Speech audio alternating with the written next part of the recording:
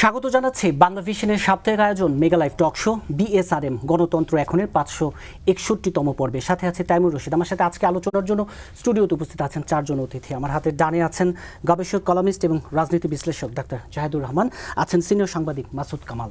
আমার হাতে বামে আছেন রাজনীতি, আন্তর্জাতিক সম্পর্ক এবং নিরাপত্তা বিশ্লেষক অবসরপ্রাপ্ত মেজর রেজাউল করিম, আছেন এনসিপি জাতীয় নাগরিক পার্টির যুগ্ম সদস্য সচিব ফরিদুল হক। আপনাদের চারজনকে স্টুডিওতে স্বাগত জানাচ্ছি। দর্শক, বিএসআরএম গণতন্ত্র এখনের আজকের এই পর্বে আমরা আলোচনা করব নির্বাচন এবং সংস্কার প্রশ্নে। মাঠের প্রধান রাজনৈতিক দলগুলোর মাঝে দিন দিন রাজনৈতিক মতবিরোধ কি প্রকট হচ্ছে, এর থেকে উত্তরণের উপায় কি আলোচনা করব। জুলাই অভ্যুত্থানের যে স্বপ্ন, যেখানে আমরা বলেছিলাম রাজনৈতিক নতুন বন্দোবস্তের কথা, সেই নতুন স্বপ্নটা কতটা পূরণ হলো, রাজনীতিতে কি গুণগত পরিবর্তন এলো, সেই সাথে আলোচনায় থাকবে সমসাময়িক ঘটনা প্রবাহ। আজকে স্টুডিও আলোচনা শুরু করতে চাই গবেষক, কলামিস্ট এবং রাজনীতি বিশ্লেষক ডাক্তার জাহেদুর রহমান আপনাকে দিয়ে।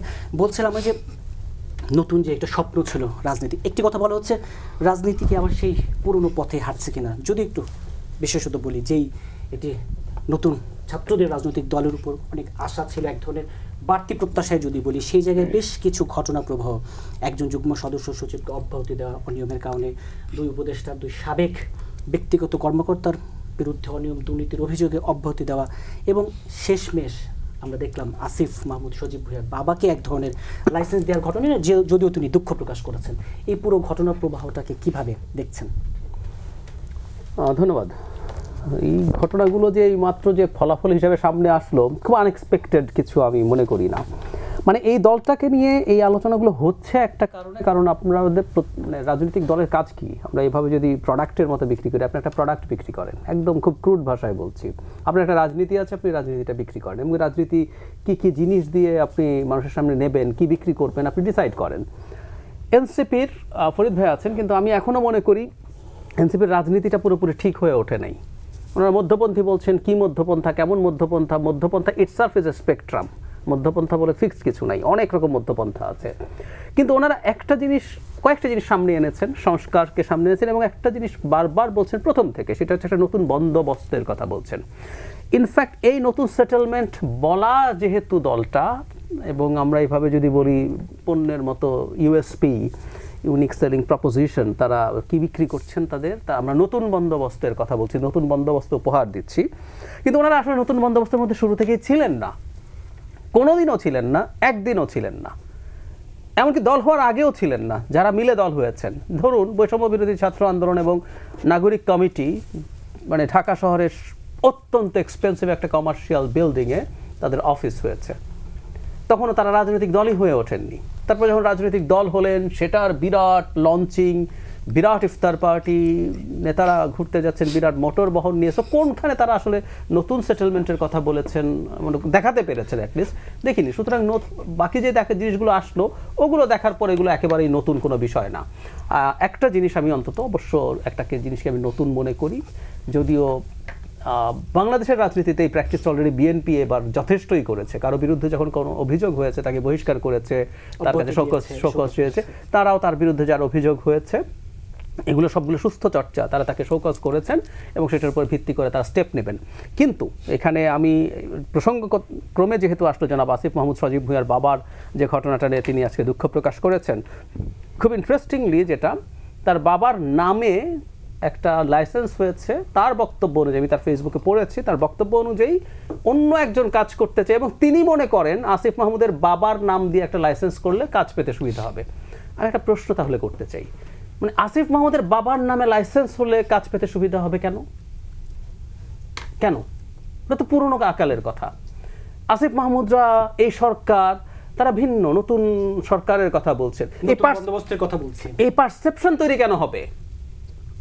আমি তো কোনো কারণ খুঁজে পাই না। তার মানে এই পারসেপশন তৈরি হওয়ার মতো কোনো না কোনো গ্রাউন্ড মাঠে আছে, এবং কনফ্লিক্ট অফ ইন্টারেস্ট উনি স্বীকার করেছেন, আমি তাকে ধন্যবাদ জানাই। কিন্তু একই সাথে তো এই প্রশ্ন আমি করতে চাই, তার বাবা একজন স্কুলের হেডমাস্টার, শিক্ষিত মানুষ, একটা স্কুলের হেডমাস্টার, তার এটা না বোঝারও কি কারণ আছে?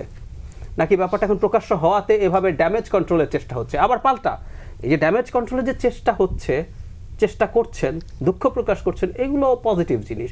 কিন্তু তার এপিএস এবং আরেকজন স্বাস্থ্য উপদেষ্টা যিনি পিও আছেন, তাদের বিরুদ্ধে সুনির্দিষ্ট বা অনেক বেশি দুর্নীতির অভিযোগ আমাদের সমাজে ছিল। আমরা এটা দেখতে পছন্দ করতাম অব্যাহতি না যে তাদের বিরুদ্ধে আইনি প্রক্রিয়া শুরু হয়েছে, দুদক আছে, পুলিশের বিভিন্ন গোয়েন্দা সংস্থা আছে, সেইগুলো দিয়ে পদক্ষেপ নিলে আমরা লিস্ট একটা নতুন বন্দোবস্ত দেখতে পারতাম। আসলে এগুলো কিছুই না, তারা এই শব্দটা ব্যবহার করছেন। এবং ফাইনালি যেটা বলি, এই নতুন বন্দোবস্ত শব্দটা তাদের জন্য ব্যাকফায়ার করছে, কারণ তারা অনেক বেশি কারাপশন করে টরে ফেলছেন তা না, করছেন, অভিযোগ আছে, নানান রকম অভিযোগ আছে, ব্যবসায়ীদের কাছ থেকে সুবিধা নেওয়ার অভিযোগ আছে। একজন তো স্বীকার করেছেন, জনাব হান্নান মাসুদ, যে একজন জামায়াতপন্থী ব্যবসায়ী তাকে গাড়ি উপহার দিয়েছেন, বা জনাব নাহিদ ইসলামও বলেছেন ব্যবসায়ীরা তাদেরকে ফাইন্যান্স করছেন। সো ফাইন্যান্স কেন করেন? আইদার আপনি ক্ষমতায় যাবেন অথবা ক্ষমতায় আছেন। সো এগুলো আপনি বলছেন, কিন্তু এই যে নতুন বন্দোবস্ত বলার কারণে এই জিনিসগুলো আপনি আসলে ডিফেন্ড করতে আর পারবেন না, এটাই হচ্ছে মেইন সমস্যা। আবার আপনার কাছে আসবো। রাজনীতি, আন্তর্জাতিক এবং আন্তর্জাতিক সম্পর্ক এবং নিরাপত্তা বিশ্লেষক অবসরপ্রাপ্ত মেজর রেজাউল করিম, যে নতুন বন্দোবস্তের কিছু আপনি দেখেন কিনা? অ্যাকচুয়ালি দেখেন, আমি আসলে ওই বিষয়টা নিয়ে আমি খুব বেশি একটা কনসার্ন না, মানে এটা দেখি, হ্যাঁ এখানে নতুন বন্দোবস্ত, একটি নতুন রাজনৈতিক দল তারা গঠন করেছে। ভুল ত্রুটি, যেটা জায়েদ ভাই বললেন যে ভুল ত্রুটি অনেক কিছুই থাকবে, কিন্তু আমি এটাকে গ্রহণ করব না। কারণ কি, এই আন্দোলনকে সামনে আমরা যে জুলাই অভ্যুত্থানটা হলো, এই অভ্যুত্থানে যারা আজকে এই সরকারের দায়িত্বে আছেন, বিশেষ করে যারা সমন্বয়ক, বিশেষ করে আসিফ বা নাহিদ এদের মতো, আমি অন্যান্য উপদেষ্টাদেরকে আমি এক কাতারে ফেলবো না, বাট আসিফদের প্রতি আমাদের এক্সপেকটেশন অনেক বেশি। তাদেরকে আমি আমার ধারণা ছিল এরকম যে এই ব্যক্তিগুলো এমন একটা রোল পালন করবে যে তাদেরকে বাংলাদেশের মানুষ আইডল ভাববে, যে একটা বিপ্লবের মাধ্যমে আমরা এদেরকে পেয়েছি, এরা হবে বাংলাদেশের ইতিহাসে হিরো। সো সেই মানুষগুলোর দিক থেকে আমি কোনো করাপশন বা এরকম তারা যে বিতর্কিত হবেন, বিশেষ করে দুর্নীতি সংক্রান্ত বিষয়ে, পরিবারে কেউ কোনো কাজে সম্পৃক্ত হবে, তাদের পিএস এপিএস কোনো একটা জায়গায় সম্পৃক্ত হবে, এই টাইপ জিনিসগুলো মোটেই আমরা এক্সপেক্ট করি না। সো আমি আসলে এই বিষয়টি নিয়ে আমি মনে করি কথা বলাটাই একটা ইরিলিভেন্ট বিষয়। বাট আমি যেটা নিয়ে কথা বলতে চাই তা হচ্ছে যে যেটা আপনার ফার্স্ট যে সাবজেক্ট ম্যাটারটা আজকের অনুষ্ঠানে যে উল্লেখ করেছেন, যে সংস্কার। আমাদের অ্যাকচুয়ালি এই সরকারের কাছ থেকে সবচেয়ে বড় চাওয়াটা হচ্ছে, আমি মনে করি, মানে সংস্কার শব্দটা বলতে গেলে আমার নির্বাচনের কথাটা এখানে আগে আসবে। জি, নির্বাচন বিষয়টা একটু আলোচনা করবো, কিন্তু সংস্কারের জায়গাটি থেকে তো এই যে রাজনৈতিক দলগুলোরও তো আসলে সংস্কারের জায়গাটি আছে। আমি আপনার ওই পয়েন্টে আসছি। এখানে আপনি এখন পর্যন্ত দেখেন যে আপনি সামনে সব দলই কিন্তু একটা স্বপ্ন নিয়ে আগায়। আমাদের সামনে কিন্তু কোনো স্বপ্ন নাই। আমরা মনে হচ্ছে সরকার চলছে তো চলছে। কেউ একজন কথা বলছেন এরকম যে ডক্টর মোহাম্মদ ইউনূস ভালো করছেন। এখন আমার একটা প্রশ্ন, যে ডক্টর মোহাম্মদ ইউনূস অনেক ভালো করছেন, আপনি he is a super power, চমৎকার এক্সিলেন্ট পারসন, কিন্তু একজন ব্যক্তি সারা জীবন বেঁচে থাকবে না, সিস্টেম বেঁচে থাকে। ডক্টর মোহাম্মদ ইউনূস সারা জীবন বাংলাদেশে বেঁচে থাকবে না। উনি হ্যাঁ ভূমিকা পালন করছেন, ওনার এক্সপার্টাইজটাকে, ওনার দক্ষতাকে আমরা কাজে লাগাবো। উনি আন্তর্জাতিক সম্পর্কের ক্ষেত্রে আমাদের বাংলাদেশে অনেক বড় ভূমিকা রাখতে পারেন, যেটা জিয়াউর রহমান যে ভূমিকা রেখেছিলেন। তিনি আমাদের দেশে অর্থনীতিতে ভূমিকা রাখতে পারেন, আমাদের দেশে বহির্বিশ্বের কাছে আমাদের গ্রহণযোগ্যতা বাড়িয়ে তুলতে পারেন। সব ঠিক আছে, এগুলো ওনার দ্বারা আমাদের করা উচিত এবং দেশটাকে বিশ্বের কাছে নিয়ে যাওয়া উচিত। যেমন আজকে ভারতের মোদি নিজেকে অনেক ছোট মনে করেন ডক্টর মোহাম্মদ ইউনূসের কাছে, যে বিশ্বের দরবার যদি মোদি যায় আর ইউনূস যায় পাশাপাশি থাকে, মানুষ কিন্তু গ্লোবাল লিডার্সরা তারা কিন্তু ইউনূসের দিকে তাকিয়ে থাকবেন। যেটা আগে কি হতো, যখন ডক্টর মোহাম্মদ ইউনূস ছিল না, শেখ হাসিনার সময়, তখন মোদির দিকে সবাই তাকায় থাকতো। হি ওয়াজ মোর এনলাইটেন্ড। সো এই বিষয়টাকে আমাদের কাজে লাগানো উচিত। কিন্তু তার মানে এই না যে সারা জীবন ডক্টর মোহাম্মদ ইউনূস একটা সিস্টেমের বাইরে যেয়ে সরকারের ক্ষমতায় থাকবেন। আপনাকে তো একটা টেনুর, আমাদের সংবিধানের তো বিষয়গুলো মানতে হবে। আমাদের এখানে কতদিন পর্যন্ত এই সরকার থাকবে এটাকে স্পষ্ট করা উচিত। সংস্কার করবেন আপনি, ফাইন, কতদিন, কোনো টাইম লাইন নাই, কোনো ডিউরেশন দেওয়া নেই, কবে সংস্কার শেষ হবে, কী সংস্কার করবেন তাও আমরা ঘোষণা করতে পারিনি। সো এখন এরপরে বিষয় হচ্ছে যে সর্বপ্রথম সংস্কারটা হবে নির্বাচন নিয়ে, আমি মনে করি। কারণ হচ্ছে কি, আপনার এখানে এই যে এত আন্দোলন, এই যে বিএনপি কিন্তু একটা জায়গাতে আছে, নির্বাচন, কারণ তারা কিন্তু আওয়ামী লীগের সময় ওই একই কথা বলছে। বাট আমরা অন্য দলগুলো কিন্তু সরে আসতে দেখতে পাচ্ছি। বর্তমানে জামাত কিন্তু সেই জায়গায় নাই, তারা কিন্তু ওখান থেকে সরে গিয়েছে। তার মানে কি, সে 10 বছর আগে যে আন্দোলনটা করেছে তারা সেই জায়গায় নেই।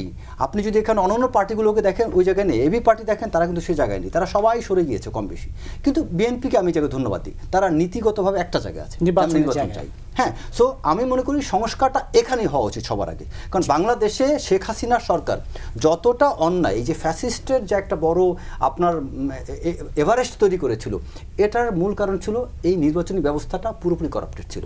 সো এখন নির্বাচন যে বিশেষ করে প্রধান নির্বাচন কমিশনার, তার কোনো স্টেটমেন্ট আমরা পাচ্ছি না, তার কোনো ভূমিকা আমরা এখানে তার যে একটা জোরালো ভূমিকা, তার তো এখন উচিত চিফ অ্যাডভাইজারের সাথে মিটিং করা, তাদেরকেই করা যে আমি এই টাইমের মধ্যে আমরা নির্বাচন চাই, বা রাষ্ট্রপতির সাথে তার মিটিং করা। তো আমরা কিন্তু কোনো কিছু দেখতে পাচ্ছি না, সব কিছু একটা অন্ধকারের দিকে আগাচ্ছে। এবং আরেকটা বিষয় হচ্ছে কি যে সত্যিকার অর্থে আপনি একটা দেশের মানে গণতন্ত্র মানে কি, গণ মানে কি জনগণ, তন্ত্র শাসন, জনগণের শাসন। এখন জনগণ যে রাষ্ট্রের মালিক, ক্ষমতার মালিক, সেই জনগণ হচ্ছে সবচেয়ে গুরুত্বপূর্ণ এখানে।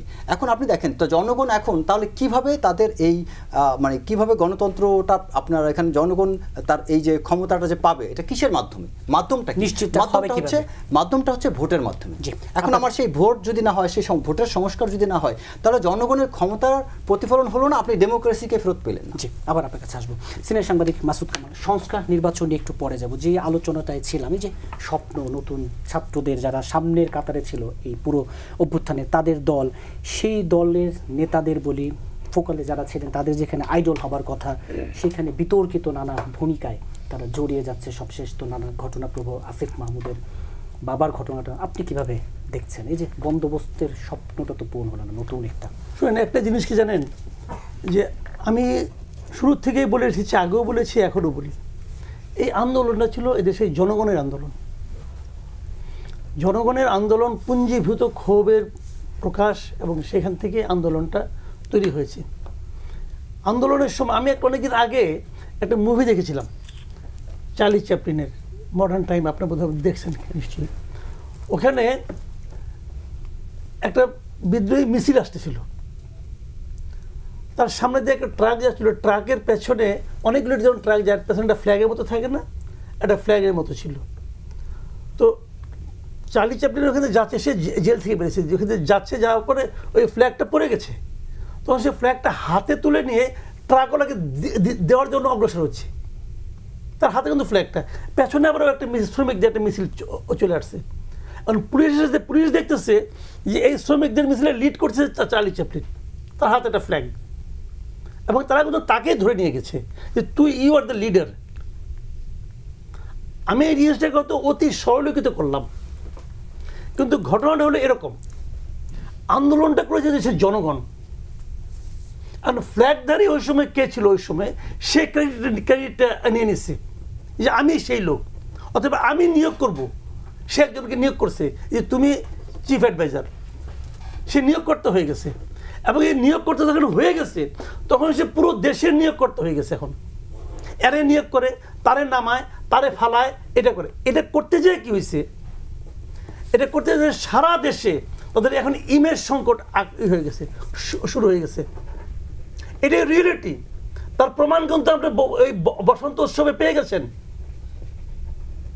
পারেন নাই কিন্তু আমরা স্বতঃস্ফূর্ত জনগণ কিন্তু আসে নাই।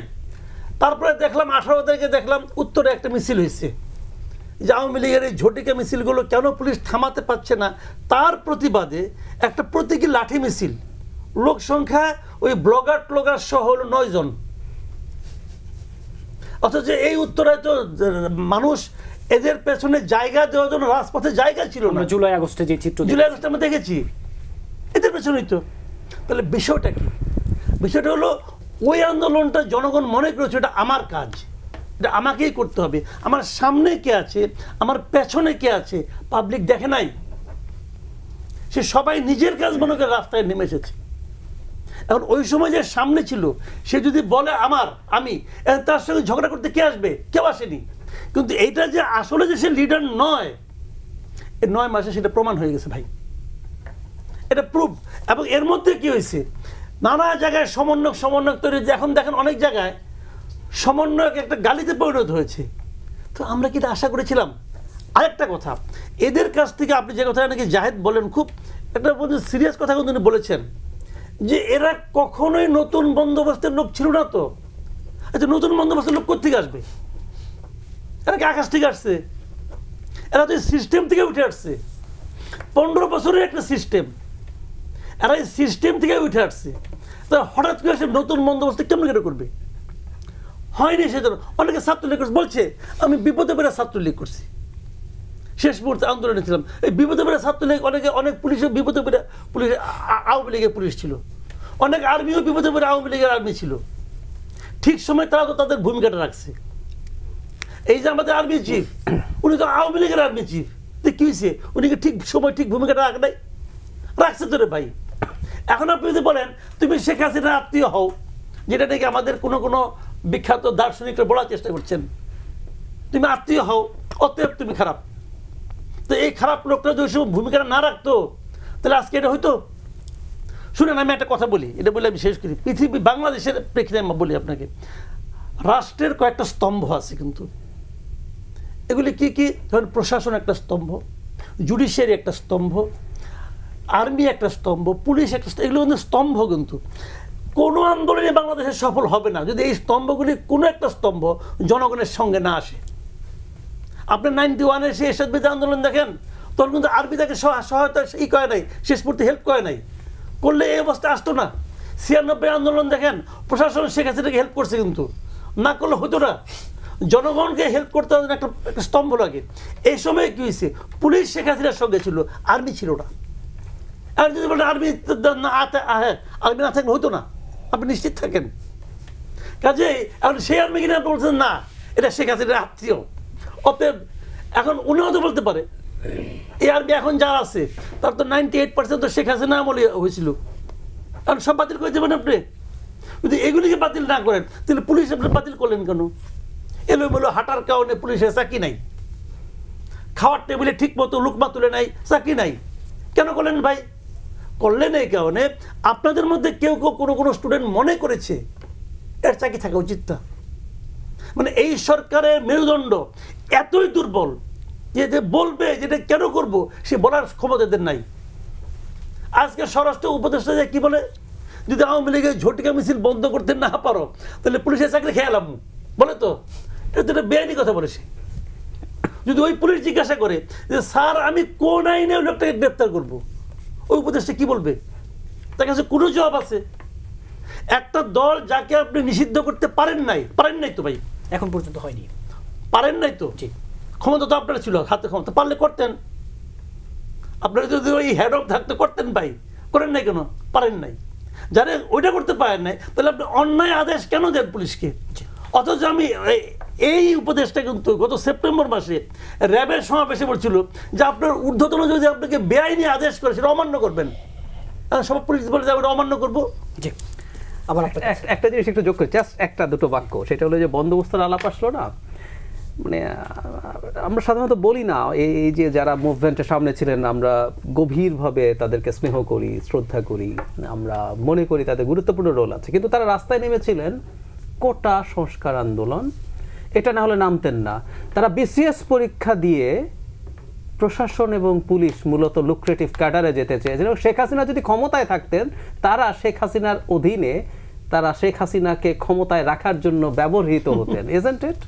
জি জি, এনসিপির যুগ্ম সদস্য সচিব ফরিদুল হক, যে আলোচনাগুলো হচ্ছিল জনগণের আন্দোলন, ক্রেডিট নিয়ে গেলেন আপনারা, এবং সারা দেশে এখন যে ইমেজ সংকট, না ক্রেডিট ব্যাপারটা মানে যেভাবে বলা হচ্ছে ক্রেডিট কারা নিছে, এনসিপি নিছে।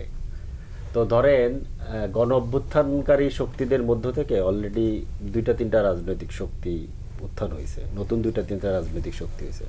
তো ব্যাপারটা কি যে ধরেন এনসিপি একা ক্রেডিট নিছে তা তো না।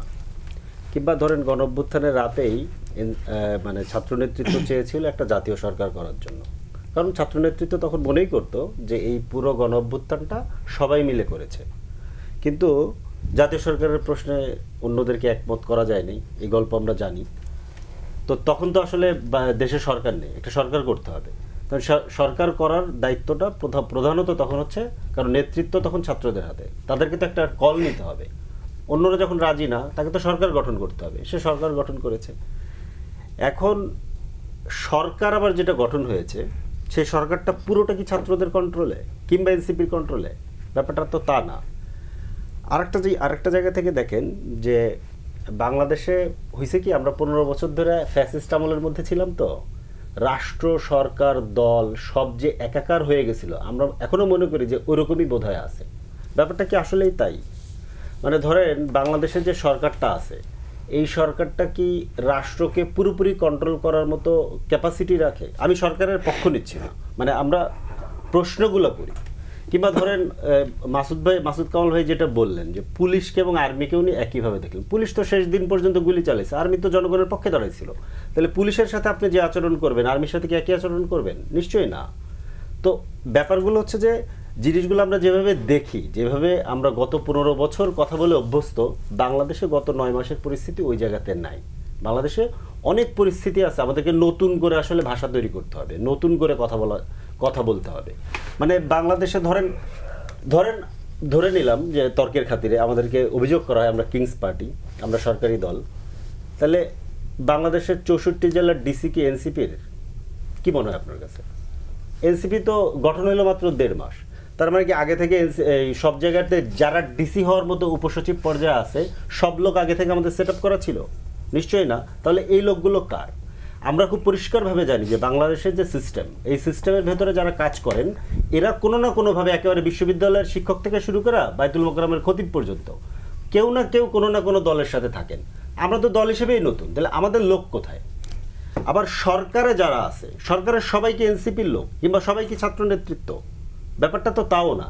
এখানে প্রত্যেকটা পাওয়ার স্টেক হোল্ডার যারা আন্দোলনের মধ্যে ছিল, বিএনপি সহ অপরাপর যত স্টেক হোল্ডার, প্রত্যেকে তার মতো করে কিন্তু গত 15-16 বছরে শেখ হাসিনার বিরুদ্ধে অনিয়ম এবং পরিবার প্রীতি যাই বলি না কেন, সেই জায়গায় এখন আপনাদের বিরুদ্ধে অনিয়ম দুর্নীতিতে জড়িয়ে পড়ার অভিযোগগুলো আসছে। সরকারের বিরুদ্ধে আছে, সরকারের কিছু লোকজনের ব্যাপারে আছে, আমাদের বিরুদ্ধেও আছে। এগুলো অভিযোগের জন্য যথাযথ তদন্ত এবং যথাযথ ব্যবস্থা নেওয়ার জন্য আমরা উদ্যোগ নিয়েছি এবং সরকারকে আমরা আহ্বান জানাই যে যাদের বিরুদ্ধে অভিযোগ আছে আপনারা উদ্যোগ নেন, তদন্ত করেন।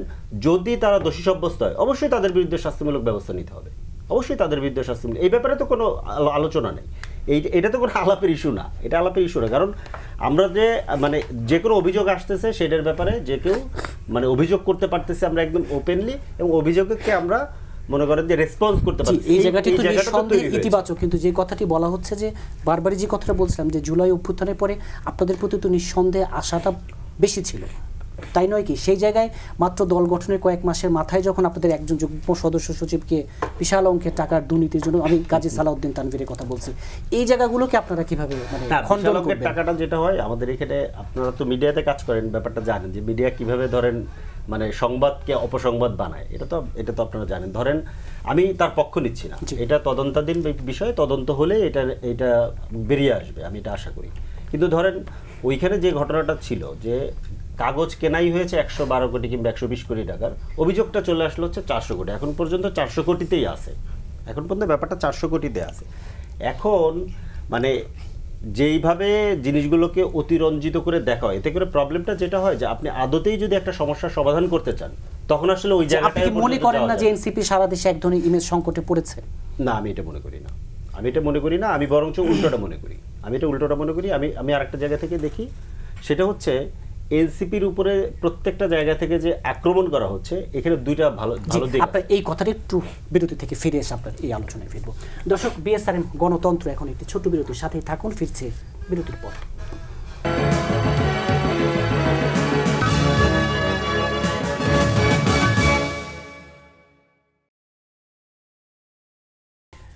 বিরতির পর আবারও স্বাগত জানাচ্ছি বিএসআরএম গণতন্ত্র এখন। ফরিদুল হক, আপনি বলছিলেন আপনি মনে করেন না যে এনসিপি সারা দেশে ইমেজ সংকটে পড়েছে, আর যে কথাটা বলা হচ্ছিল যে ঠিক নতুন বন্দোবস্তের কিছু আপনাদের থেকে তো এলো না, নতুন যে রাজনৈতিক বন্দোবস্তের কথা আপনারা বলছিলেন। আচ্ছা, ইমেজ সংকটের ব্যাপারটা আমি যেটা বলি যে যেভাবে দেখা হচ্ছে ব্যাপারটা এরকম না। ধরেন একটা মিছিলে মানুষ কম হলে ইমেজ সংকট, ধরেন তাহলে তো সেই পুরনো ব্যাপার যে ধরেন আপনি লোক ভাড়া করে টাকা দিয়ে লোক আনবেন, অনেক মানুষ হবে, তাহলে দেখা যাবে যে অনেক আপনি ইমেজে আছেন। ব্যাপারটা তো এরকম না। ব্যাপারটা হচ্ছে যে কি বলে যে বাংলাদেশের রাজনীতিতে মানুষ জড়ো করার যে রেন্ট সিকিং পলিসি, এই পলিসিকে ধরে রেখেই যদি আমরা নতুনভাবে রাজনীতি করতে চাই তাহলে তো ওই রাজনীতিটা হবে না। আমাদের এখানে যারা যুক্ত আছে, সাংগঠনিকভাবে যারা যুক্ত আছে, তারা বেশিরভাগই কোনো না কোনো কর্মে যুক্ত, কিন্তু বেশিরভাগ কর্মে যুক্ত থাকার কারণে এবং এটা এখন পর্যন্ত ঠিক সাংগঠনিকভাবে গুছিয়ে ওঠেনি, যার কারণে সবসময় আসলে ওইভাবে লোক দেখা যায় না। লোক দেখিয়ে শোডাউন করার মাসল দেখানোর যে ব্যাপারটা, এটা ঠিক এখনো রপ্ত করে উঠতে পারেনি, কিংবা এটা আদৌ রপ্ত আমরা করবো কিনা কিংবা কিভাবে করব সেইগুলো নিয়ে অনেক আসলে ভাবনা চিন্তার ব্যাপার আছে। মাত্র 1.5 মাস হয়েছে। আরেকটা ব্যাপার হচ্ছে ইমেজ সংকটের যে ব্যাপার, এটাকে আমি পজিটিভলি দেখি। পজিটিভলি কেমন, যে ধরেন ইমেজ সংকট করার চেষ্টা করা হচ্ছে, ধরেন যেটা হয় নাই সেটা বলা হচ্ছে, এতে করে সমস্যাটা যেটা হচ্ছে যে আপনি যে সমাধানটা যেভাবে করতেছেন, ধরেন 120 কোটি টাকার হয়তো বা কাগজ কেনা হয়েছে, বলা হয়েছে 400 কোটি টাকার দুর্নীতি হয়েছে, তাহলে আদতেই কত টাকার দুর্নীতি হয়েছে এটা তলায় বের করা কিন্তু খুব কঠিন। কারণ জিনিসটাকে প্রথমেই ফুলিয়ে ফাঁপিয়ে এমন জায়গাতে নিয়ে যাওয়া হয়, এটাকে আসলে মানে তলাটা আর পাওয়া যায় না শেষ পর্যন্ত। এই সংকটটা ধরেন আছে।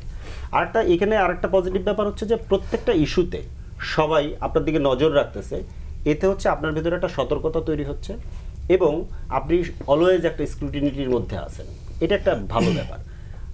এই প্র্যাকটিস যদি আমরা শুরু করতে পারি, এটার ধরেন আমরা যদি শিকারও হই, এনসিপি যদি এটা শিকারও হয়, বাংলাদেশ অ্যাজ এ নেশন কিংবা অ্যাজ এ স্টেট আমরা যদি এই প্র্যাকটিসটা শুরু করতে পারি, ভবিষ্যতে যে করার জন্যই এই ধরনের কাজ করাটা কঠিন হবে, এটা কঠিন হবে। আরেকটা ব্যাপার হচ্ছে যে মানুষ তো আসলে সব কিছুর মধ্য দিয়েই শেখে, ভুল ত্রুটি এগুলোর মধ্য দিয়েই শেখে। আর নতুন বন্দোবস্তের যে ব্যাপারটা আপনি বলতেছেন যে নতুন বন্দোবস্তের ব্যাপারটা এরকম না যে সব কিছু নতুন, ওইখানে আবার আমি মাসুদ কামাল ভাইয়ের সাথে একমত।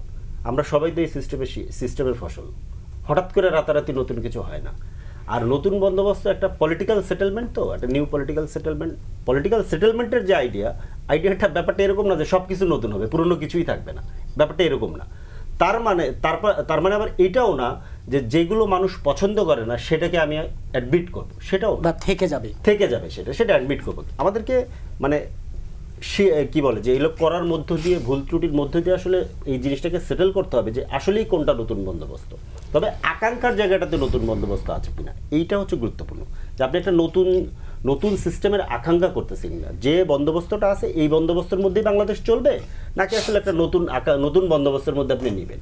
সেইখানে হাজারো জিনিস আছে, হাজারো জিনিস। হ্যাঁ, এটা গুরুত্বপূর্ণ যে ওই জায়গায় যাওয়ার জন্য যে পার্টিটা এই বন্দোবস্তের লড়াইটা লড়বে তার নিজের আসলে নতুন হতে হবে, অন্তত বেশিরভাগ জায়গাতে, বেশিরভাগ সিগনিফিকেন্ট জায়গাতে, দুর্নীতি প্রশ্ন সহ জবাবদিহিতা প্রশ্ন সহ অনেক সেই জায়গায় আপনি যেটা বলছেন যে আরো বেশি সতর্ক থাকবে, আরো বেশি সতর্ক হতে হবে। আপনার কাছে আবার আসবো ডাক্তার জাহিদুর রহমান, যে কথাটা হচ্ছিল মাসুদ কামাল কিছুটা তুলেছেন, এই যে আওয়ামী লীগের নিষিদ্ধের বিষয়টি, আমি আপনারই একটি বক্তব্য শুনছিলাম যে আওয়ামী লীগকে যদি নিষিদ্ধ করতে না পারা যায় তাহলে তাদেরকে আসলে মিছিল করতে দিতে হবে, আপনি এই কথাটা বলেছেন, এরকম একটি ক্লিপ আমি দেখেছি, এটি একটু ব্যাখ্যা দিবেন, আমরা আসলে জানতে চাই ঠিক কী গ্রাউন্ডে বলেন। আর এই যে এই এত মাস পরেও সেই যে বিতর্কটা করা, আওয়ামী লীগের পতন আসলে কার ফসল?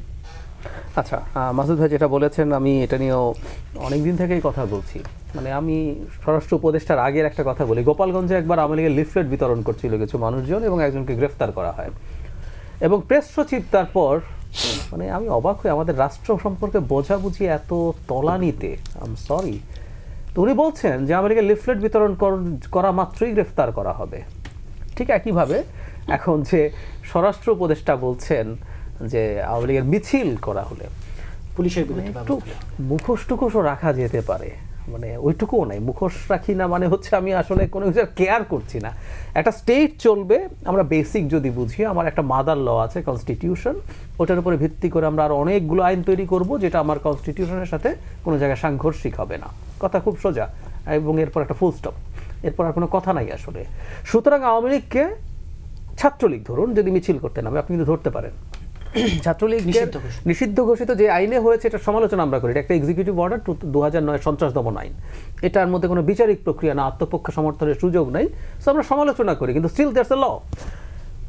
একজন মডেল মেঘনা আলমকে গ্রেফতার করা হয়েছে, খেয়াল করবেন যে বিশেষ সহকারী যেটা বলেছেন হি ইজ রাইট, যে তাকে একটা আইনের ভিত্তিতে গ্রেফতার করা হয়েছে এবং এমন না যে তিনিই প্রথম গ্রেফতার হয়েছেন। এই আইনটা এই সরকারের সময় 37 জনকে, আওয়ামী লীগের সময়, বিএনপির সময়, সব সময় ইউজ হয়েছে। আমাদের সমালোচনা হচ্ছে এই আইনটা বাজে, but still state are the government can say যে আমি ওকে এই আইনে গ্রেফতার করেছি। এটা কোনো আইনই না, কিন্তু এই আইনে গ্রেফতার করেছি বলার রাইট আছে। সো টেকনিক্যালি উনি ইললিগাল কিছু করেননি, ইজন্ট ইট? আওয়ামী লীগকে আপনি বলছেন কর্মসূচি পালন করতে দেবেন না, কিসের ভিত্তিতে? কোনো একটা কিছু লাগবে, নিষিদ্ধ না করেন। আমরা আইসিটি অ্যাক্ট থেকে এখন সংগঠনকে বিচার করার ধারা তুলে দিয়েছি, এখন একটা অর্ডিন্যান্স আছে 1978-এর পলিটিক্যাল পার্টি অর্ডিন্যান্স, এবং আমি নিজে পড়ে দেখেছি ওটা আর্টিকেল 3 আর 4-এ যেসব জিনিস করা যাবে না বলা হচ্ছে পলিটিক্যাল পার্টি, প্রত্যেকটা আওয়ামী লীগ করেছে, এবং এগুলোর ভিত্তিতে আওয়ামী লীগকে নিষিদ্ধ করার জন্য সরকার আর্টিকেল 6 অনুযায়ী হাইকোর্টে যেতে পারে। সো হাইকোর্টে গিয়ে নিষিদ্ধ করুক, বা নিষিদ্ধ হবে কি হবে না এই শুনানি পর্যন্ত বা সিদ্ধান্ত পর্যন্ত আওয়ামী লীগের কর্মসূচির স্থগিতাদেশ চাইতে পারে সরকার। যদি হাইকোর্ট স্থগিতাদেশ দেয় তখন আপনি বলতে পারবেন এটা দেখিয়েছে এই যে আমার কাছে এটা আছে এবং আমি এটার ভিত্তিতে এসব করছি। সো আমরা এটা যদি না করি তাহলে হবে না। এখন সরকারের দিক থেকে যেটা আসলে শুরু করা দরকার, সরকার এই সিদ্ধান্ত অবশ্য জানিয়েও দিয়েছে। ইন্টারন্যাশনাল ক্রাইসিস গ্রুপের সাথে একটা মিটিংয়ে আমাদের প্রধান উপদেষ্টা প্রকাশ্যে ক্লিয়ারলি বলেছেন আওয়ামী লীগকে নিষিদ্ধ করার কোনো প্ল্যান তাদের নেই। এখন আমরা যদি মেনে নেই, ওরা যদি নিষিদ্ধ না হয়, আমাদের এই জায়গা থেকে সরে আসতে হবে। It's very tough. কিন্তু জাতীয় নাগরিক পার্টি তো দেশব্যাপী নানা কর্মসূচি চালাচ্ছে, ওনারা নিষিদ্ধের দাবিতে কর্মসূচি চালাতে পারেন, কোনো সমস্যা নেই, এটা ওনার রাইট। কিন্তু আওয়ামী লীগ মিছিল করছে, আমরা মাঝে মাঝে দেখেছি যে ছাত্রদলের কিছু লোকজন এদেরকে ধরে টোরে পুলিশে নিয়ে গেছে এবং অনেকে বাহবা দিচ্ছে। ছাত্রদল এখানে অত্যন্ত ইললিগাল কাজ করেছে। ঠিক এই ফাইটটা আওয়ামী লীগের সময় করতাম, আপনার এই প্রোগ্রামে বসে আওয়ামী লীগের লোকজনের সাথে করেছি। বিএনপি যখন সমাবেশ করছে তারা আইন শৃঙ্খলার জন্য, রক্ষার জন্য নাকি বসে থাকে। দেন আই টোল্ড যে আপনি পুলিশ, আপনাকে এই দায়িত্ব কে দিয়েছে এটা ঠেকানোর জন্য? সরকার পুলিশ, না পারলে বিজিবি আসবে, না পারলে মিলিটারি আসবে। আপনি অ্যাসাইন নন এটার জন্য দল হিসেবে। No way. আপনি কাউকে মানে যখন অপরাধ সংগঠিত হচ্ছে তখন ধরতে পারেন, তো অত মিছিল করছে, এটা অপরাধ সংগঠিত হচ্ছে না। তো ফলে ওনারা যেটা করছেন, ওনারা সঠিক কাজ করছেন। ওনারা তাকে নিষিদ্ধ করা প্রয়োজন বলে মনে করছেন এবং এটাকে ওনারা একটা পলিটিক্যাল এজেন্ডায় পরিণত করেছেন। এটার মাধ্যমে ওনারা মানুষের সাথে কমিউনিকেট করছেন, ওনারা এটা করবেন। বিএনপি বা যে কোনো দল যদি চায় তাকে নিষিদ্ধ করার জন্য নানান কর্মসূচি দিতে পারে, কিন্তু নিষিদ্ধ হওয়া পর্যন্ত বা তাদের কর্মসূচির উপরে আদালতের স্থগিতাদেশ আসার আগ পর্যন্ত আওয়ামী লীগের কর্মসূচি পালন করার অধিকার আছে। এবং এই বাধা দেওয়ার মাধ্যমে কিন্তু আমরা আওয়ামী লীগের হাতে অস্ত্র তুলে দিচ্ছি। আমি প্রথম যখন তারা এই একবার দুবার নেমেছিল তখন আমি একটা প্রেডিক্ট করেছিলাম যে আওয়ামী লীগ আসলে ক্রমাগত নামবে। ওরা চায় যে কয়জনই লোক হোক, আইদার পুলিশ অথবা জনগণ বা কোনো রাজনৈতিক দল তাদেরকে হামলা করুক, কোনো ঝামেলা করুক, তারা এই জিনিসটা গ্লোবালি ইউজ করতে পারবে। এবং একটা কথা ভুলে গেলে চলবে না, কতগুলো প্রতিষ্ঠান আছে তারা সত্যিকার অর্থেই সঠিক জায়গায় থাকে। অ্যামনেস্টি ইন্টারন্যাশনাল শেখ হাসিনার বিরুদ্ধে যখন কথা বলতো আমাদের খুব ভালো লেগেছে। সেই অ্যামনেস্টি ইন্টারন্যাশনাল কয়দিন আগে মেঘনা আলমের গ্রেফতার নিয়েও স্টেটমেন্ট দিয়েছে, কিন্তু কয়দিন পরই দেখবেন আওয়ামী লীগের রাজনৈতিক অধিকার নিয়ে স্টেটমেন্ট আসবে। তো এই জায়গাটা দুটোর একটা, নিষিদ্ধ না হলে কিন্তু আসলে আমাদের কষ্ট হবে, এটা সত্য। আমি মানি যে আওয়ামী লীগ মিছিল করছে এখন আবার এই কয়েক মাস পর, যারা যে বিভৎসতা সংগঠন হিসাবে করেছে, আমরা কিন্তু সংগঠন হিসেবে ক্রিমিনাল কাজ করেছে এই শুধু জুলাই অগাস্টে না, বছরের পর বছর। কিন্তু আমাদের গণতান্ত্রিক সমাজের জন্য এটা মেনে নিতে পারতে হবে। ফলে সরকার একটা কনসেনসাস করে নিষিদ্ধ করুক, অথবা যদি না হয় সরকারের কিন্তু এই জায়গাগুলো জনগণকে ক্লিয়ার করা দরকার আছে। জি, নিজে অবশ্যপত্র রেজাল্ট আপনিও কি মনে করেন কিনা এই যে আওয়ামী লীগ নিষিদ্ধের প্রশ্ন?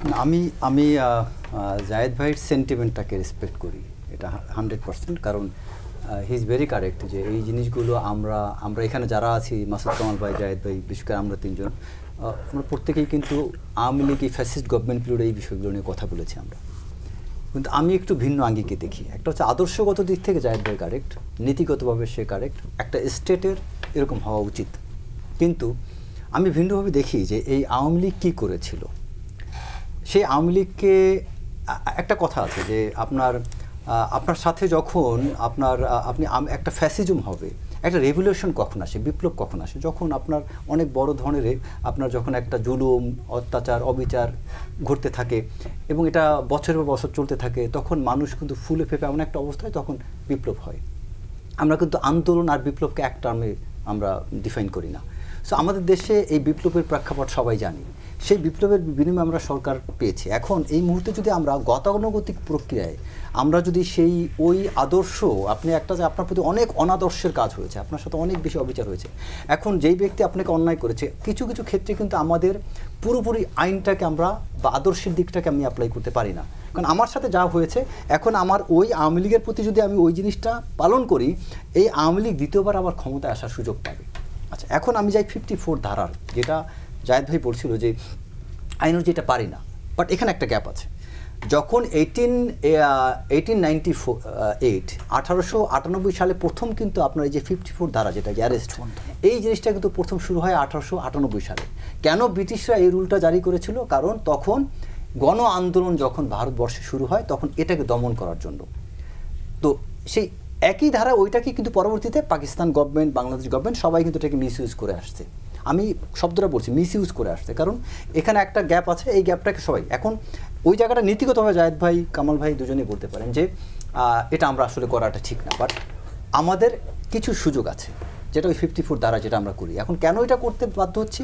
কারণ হচ্ছে এই যে মিছিল হচ্ছে, এটা যদি সত্যিকার অর্থে পলিটিক্যাল ইন্টেন্ট নিয়ে পলিটিক্যালি করতো, আমি এটাকে ওয়েলকাম জানাই। কিন্তু ওদের ইন্টেনশনটা কিন্তু, এটা আমরা সবাই বুঝি তাদের ইন্টেনশনটা কী। এই মুহূর্তে আওয়ামী লীগ মানে এই যে উনি যে ফরহাদ ভাই, আমি নাম ভুল বললে সরি, এনসিপির উনি ভাই যে বক্তব্যটা দিচ্ছিল, তাদের দিক থেকে একটা বিষয় কিন্তু খুব স্পষ্ট যে তাদেরকে সবাই তিনটা জায়গা থেকে আক্রমণ করা হচ্ছে, তিনটা দৃষ্টি তাদের উপর নিক্ষেপ করা হচ্ছে এই এনসিপি তথা সরকারের প্রতি। কীরকম? একটা দৃষ্টি হচ্ছে নিন্দুকের দৃষ্টি, দোষ খুঁজে বের করো, ভালো করুক আর মন্দ করুক আমার দোষ খুঁজে বের করতে হবে। এই নিন্দুকের দৃষ্টি দিচ্ছে কারা? ফ্যাসিস্টরা। আরেকটা গ্রুপ হচ্ছে সমালোচকের দৃষ্টি, যেটা মনে করেন মাসুদ কামাল ভাইদের মতো বা জাহিদ ভাইদের মতো গঠনমূলক মানে কনস্ট্রাকটিভ ক্রিটিসিজম যেটা তারা করছে। সো এটাকে আমরা ওয়েলকাম জানাই, কারণ কনস্ট্রাকটিভ ক্রিটিসিজম না হলে, জায়েদ ভাই মাসুদ কামাল ভাই সমালোচনা না করলে তো সংশোধন আসবে না। আরেকটা হলো আপনার ওই লেসপেন্সার গ্রুপ বা চাটুকার গ্রুপের দৃষ্টি, ওই গ্রুপ সবসময় প্রশংসা করেই যাবে, ভালো হোক মন্দ হোক। তো তার মধ্য দিয়ে ওনরা সবচেয়ে বেশি চাপে আছেন কিন্তু ওই নিন্দুকের দৃষ্টিতে, কারণ আমাদের দেশের সোশ্যাল মিডিয়া এখনও নিন্দুকের কন্ট্রোলে। নিন্দুকের কন্ট্রোল মানে আওয়ামী লীগ এমনভাবে এই ডিজিটালাইজেশনটা করছে সব কিছুর। এখন কিন্তু দেখবেন যে বিএনপি এখনও কিন্তু আওয়ামী লীগের মতো প্রচারণা করতে পারেনি। তারা যেভাবে এক একটা জিনিসকে কাউন্টার করছে, বিএনপি কিন্তু এখনও সেই কাউন্টার করতে পারেনি। আপনি বিএনপির মিডিয়া সেল, বিএনপির তাদের যে জাতীয়তাবাদী দলের যে পেজ, সেই পেজ ভিজিট করলে দেখবেন আপনার ওই আওয়ামী লীগের যে এইগুলো এখনও তারা আরও বেশি অনেক সুন্দরভাবে উপস্থাপন করছে। সো দুষ্ট লোকগুলো যখন খুব সুন্দরভাবে আপনার টেকনিক অ্যাপ্লাই করবে, আর ভালো লোক যখন ওই টেকনিকের সাথে ফাইট করে পারবে না, তখন কিন্তু সাধারণ মানুষ এখানে ভোগান্তি স্বীকার করবে। সো এই জায়গাটাতে আমি নীতিগতভাবে জায়েদ ভাইয়ের সাথে আমি দ্বিমত পোষণ করি না, বাট আমি মনে করি একটা কথা আছে, নেসেসিটি নোজ নো ল, প্রয়োজন আইন মানে না। বাংলাদেশের এই মুহূর্তে এই পরিস্থিতিতে আমরা পুরোপুরি যদি এখন ওই নীতির কথা বলি, তাহলে আমাদের আসলে আওয়ামী লীগ এখানে সুযোগ নেবে। যদি এখানে আওয়ামী লীগের মতো দল না হতো, আমরা যদি এইভাবে সরকারে না আসতাম, নর্মালি যেটা হয় না যে আপনার সরকার বদল হয় সাধারণ পরিক্রমায় বা সাধারণ আন্দোলনের মাধ্যমে যদি সরকার বদল হতো। ধরেন বিএনপি যখন 14তে যে আন্দোলন করেছে, 18তে আন্দোলন করেছে, ওই রকম ভাবেও যদি হতো, তা আমি তার কথা একমত যে হ্যাঁ, আমরা এখন আগে সরকার ভুল করছে, আমরা এখন কেন সেই ভুল করব। কিছু ভুল আছে। একটা কথা আছে, আপনাকে একটা ডেফিনেশন বলি, আপনার পলিটিক্যাল ক্রাইমে দুটো শব্দ আছে। একটা হচ্ছে যে আপনার লেজিটিমেট অ্যাকসেপ্টেন্স, আর একটা হচ্ছে ইলেজিটিমেট অ্যাকসেপ্টেন্স। সমাজে কিছু আপনার দুইটা জিনিস, একটা হচ্ছে ইলেজিটিমেট অ্যাকসেপ্টেন্স, ইলেজিটিমেট আপনার ডিনায়াল, আরেকটা হচ্ছে লেজিটিমেট অ্যাকসেপ্টেন্স, লেজিটিমেট ডিনায়াল। মানে আপনি সমাজে কিছু অন্যায় আছে, এটা মেনে নেব, ওইটাই প্রচলিত। আবার কিছু ন্যায় আছে, আমি এটা মেনে নেব না, কারণ এটা প্রচলিত না। তো আমাদের এখানে কিছু ক্ষেত্রে আছে যে এই বিষয়টা আমার জন্য ইলেজিটিমেট হইতে পারে, কিন্তু ওইটার প্রয়োগটা আমার সমাজের স্বার্থে, বিরোধ স্বার্থে আমাকে এটা মেনে নিতে হবে। জি, থ্যাংক ইউ। মাসুদ কামাল, এই যে আওয়ামী লীগ নিষিদ্ধের দাবি রাজপথে জাতীয় নাগরিক পার্টি, মেজর রেজাউল করিম বলছেন। দেখেন এখানে হচ্ছে কি জানেন, আমি মানে আওয়ামী লীগ নিষিদ্ধ করা হয় না, না হলে কি করা যাবে না যাবে, এটা তো জাহিদ এবং ওরা সবাই বললেন, এটা তো আমার সঙ্গে একমত এই বিষয়ে। আমি দ্বিতীয়ত প্রশ্ন হলো যে আওয়ামী লীগকে নিষিদ্ধ করা যাবে কিনা, করা উচিত কিনা, এই প্রসঙ্গটা নিয়ে কখনো বলে নেই। আমি আওয়ামী লীগ নিষিদ্ধ করার পক্ষে না, এটা আমি শুরু থেকেই পক্ষে না, অনেক আগে। আমি আসলে কোনো পলিটিক্যাল পার্টিকে নিষিদ্ধ করার পক্ষে না। আওয়ামী লীগ হিজবুত তাহরিরকে নিষিদ্ধ করেছিল ওটা, আমি ওটার বিপক্ষে, এটা আমি পক্ষে না। আওয়ামী লীগ শেষ দিকে এসে জামাতকে নিষিদ্ধ করছিল, আমি ওটা তখন আওয়ামী লীগের আমলে আমি বলছি এটা ঠিক না। কারণ আমার কথা হলো কি, নিষিদ্ধ যে আপনি করবেন, কে সিদ্ধান্ত দেবে? যে সিদ্ধান্ত দেবে সে কে, মানুষ না ফেরেশতা? মানুষ দেবে। তো তার মধ্যে চিন্তা সীমাবদ্ধতা থাকতে পারে, তার মধ্যে হিংসার ব্যাপার থাকতে পারে, প্রতিহিংসা থাকতে পারে, এবং মানে সে মানুষের স্বাভাবিক ভুলটাও থাকতে পারে, নিষ্পাপ ভুলও থাকতে পারে। কাজেই একজন ব্যক্তির পক্ষে এইভাবে কাউকে নিষিদ্ধ করাটা আমি মনে করি উচিত না। এখন আমরা দুটো জিনিস তো মানি। একটা জিনিস কি, আমরা তো বিচার ব্যবস্থাকে মানি। বিচারক যে হন উনিও তো মানুষ, কিন্তু তারপরে কিন্তু আমি ধরে নেই যে একটা কিছু তো মানতে হবে, তাহলে তো কিছুই আমরা পারলাম না, একটা কিছু রাখতে হবে, সেটা বিচার ব্যবস্থা। এখন যদি বিচার ব্যবস্থার মাধ্যমে আপনি প্রচলিত আইনেই যান, কোনো সমস্যা নেই, যে কথাটা এটাও আমি চাহিদার কথা বলছি, একটা আইন আপনার খারাপ হতে পারে, সেটা আপনি অপছন্দ করতে পারেন, কিন্তু যতক্ষণ পর্যন্ত আপনি এটাকে বাতিল না করবেন ততক্ষণ এটা আপনাকে মানতে হবে, যে জিনিসটা ছাত্রলীগের ক্ষেত্রে প্রযোজ্য। যদি আপনার সামর্থ্য থাকে এটাকে চেঞ্জ করেন, সামর্থ্য না থাকলে আপনাকে ভাই মানতে হবে, মন খারাপ করেন, মন খারাপ করেও মানতে হবে। তো এখন আমি তো বিচার ব্যবস্থাকে মানতে চাই। এখন বিচার ব্যবস্থা যদি সিদ্ধান্ত দেয় যে এই দলটাকে এই কারণে এই কাজ করতে হবে, সেটা এক কথা, তখন আমি কোনো আলোচনা করবো না, তখন আমার আলোচনার মধ্যে আমার থাকবো না, আমি মেনে নেবো। কিন্তু যতক্ষণ পর্যন্ত আপনি ব্যক্তি আমাকে জিজ্ঞাসা করবেন, আমি কোনো দলকে নিষিদ্ধ করার পক্ষে না আইনের মাধ্যমে। আমি বরং বলবো একটা দল নিষিদ্ধ হবে কি না হবে এটা জনগণ সিদ্ধান্ত নেবে। আপনি কে সিদ্ধান্ত দেওয়ার? আপনি এখন ক্ষমতায় আছেন, আপনি ভাবছেন যে আমি সব, নো, আপনি সব না, আপনার বাইরেও লোক আছে। দেশটা তো জনগণের, জনগণ সিদ্ধান্ত নেবে আপনি থাকবেন কি থাকবেন না। আপনি আওয়ামী লীগ ইলেকশন করতে দেন, যে আওয়ামী লীগ ভোট না পায়, আওয়ামী লীগ যদি 10টা-5টা সিট পায়, তো আওয়ামী লীগ এমনি চলে যাবে। কিন্তু একটি গ্রুপ তো বলতে চায় যে এই সিদ্ধান্ত জুলাই আগস্টে হয়ে গেছে, শেখ হাসিনাকে, এটা তাদের বক্তব্যটা, ওই বক্তব্যের সঙ্গে আমি একমত না। আমি তো এটাই বললাম, ওই বক্তব্যের সঙ্গে আমি একমত না। যে গ্রুপটা বলে সেই গ্রুপটা কিন্তু সমস্ত জনগণ যারা রাস্তায় নামছিল সবার এই আপনার মানে কর্তৃত্ব তার হাতে ছিল বলে সে দাবি করে। আমি তো ওটার পক্ষে না। যারা নামছে এদের মধ্যে কি আওয়ামী লীগের কেউ ছিল না? ছিল। আওয়ামী লীগের লোক থাকবে না কেন? এখন আওয়ামী লীগের লোক ছিল। যারা নাকি মনে করেন আন্দোলনটা প্রথম ছিল কোথায়? কোটা বৈধ আন্দোলন। আপনি বলেন তো কোটা বৈধ আন্দোলন যখন 2018-তে হয় তখন আওয়ামী লীগের পোলাপান ছিল না? নুরু কি ছিল? আওয়ামী লীগ ছিল না? সার্জিস কি ছিল? আওয়ামী লীগ ছিল না? ছিল তো। আওয়ামী লীগের মধ্যে যারা নাকি বঞ্চিত ছিল তারা তো আন্দোলন করছে ভাই। তাদের সঙ্গে যারা মিলছে, যারা সাধারণ মানুষ, গৃহবধূ, স্কুল ছাত্র, এরা কিন্তু মিলছে সামগ্রিক জীবনযাপনের ক্ষোভ থেকে। আওয়ামী লীগ পুরো দেশে এমন একটা ব্যবস্থা ক্রিয়েট করেছিল যে একজন রিক্সাওয়ালার থেকে শুরু করে প্রত্যেকটা পেশার লোক আওয়ামী লীগের উপর ক্ষুব্ধ ছিল। সেই ক্ষুব্ধ লোকগুলি কিন্তু নামছে এবং সেখানে আওয়ামী লীগের লোকও ছিল। আওয়ামী লীগের লোকও কিন্তু আওয়ামী লীগ যারা ক্ষতিগ্রস্ত হয়েছে। আপনি দেখেন না কেন 2023-2024 শুরু দিয়ে দেখেন দেশে যত লোক মানে হয়েছে, মানে মারামারিতে আহত হয়েছে, নিহত হয়েছে, বাড়ি ঘর আওয়ামী লীগের লোকজন আওয়ামী লীগের লোকের হাতে মারামারি করছে, হয়েছে না? তো আওয়ামী লীগের ক্ষতিগ্রস্ত লোক এখানে ছিল। কিন্তু আমি নিষিদ্ধ করার পক্ষে না, কেন সেই কথা আমি বলি। আপনি যেমন একটা দলকে নিষিদ্ধ করে দিবেন, এই দলে তো সমর্থক তো অনেক। আপনি দেখেন আওয়ামী লীগ যেভাবে, আওয়ামী লীগ যদি সবচেয়ে কম ভোট পায় সেবারে কিন্তু আওয়ামী লীগ 2 কোটি ভোট পায় 2001-এ যেটা হয়েছিল। আর আওয়ামী লীগ তো ভাই এরকম হঠাৎ করে 5-6 জন দল লোক এসে একটা দল করলো আর আওয়ামী লীগ হয়ে গেলো, তা তো না। আওয়ামী লীগ তো ভাই 3 পুরুষের দল। আপনি চটকে একটা দল আওয়ামী লীগ বলবো তুমি আর ইলেকশন করতে পারবা না, তুমি আর মিছিল করতে পারবা না, তুমি বঙ্গবন্ধু নাম উচ্চারণ করতে পারবা না, তুমি জয় বাংলা বলতে পারবা না, জয় বাংলা বলে পিটাবো। এটা আপনি এখন পিটাতে পারছেন কারণ এখন আপনার সঙ্গে আর্মি আছে, আপনার সঙ্গে যে কথা বিএনপি বলতো না, আপনি খেলা আছেন, বিএনপি বলতো কিন্তু আওয়ামী লীগকে বলতো যে পুলিশ ছাড়া আসেন। 2 দিন পরে আওয়ামী লীগ বলবে যে পুলিশ ছাড়া আসেন। দেখেন কি হয়। তো এই লোকগুলি যে আওয়ামী লীগ যে বলে, আওয়ামী লীগ কিসের জোরে বলে? এই দেশে আওয়ামী লীগের অনেক সমর্থক আছে এখন পর্যন্ত। আমি একটা কথা প্রায় বলতাম অনেক সময়, এটা বলাতে আবার অনেকে আমাকে আওয়ামী লীগের দালাল বলা আরম্ভ করছিল। সেটা বলছিলাম যে ভাই আওয়ামী লীগ পাট গাছ না যে টান দিয়ে উঠাই ফেলেন, আওয়ামী লীগ বট গাছ, এর শিকড় অনেক গভীরে। কাজে আপনি 2 দিনের দল এসে যে আওয়ামী লীগকে এই করে দাও, বন্ধ করে দাও, ভাই ফুয়ের উপরে উড়ে যাবেন। This is reality. বাংলাদেশের বাস্তবতা কিন্তু এই যে এখন যে দেখতেছেন আপনি, এটাই না।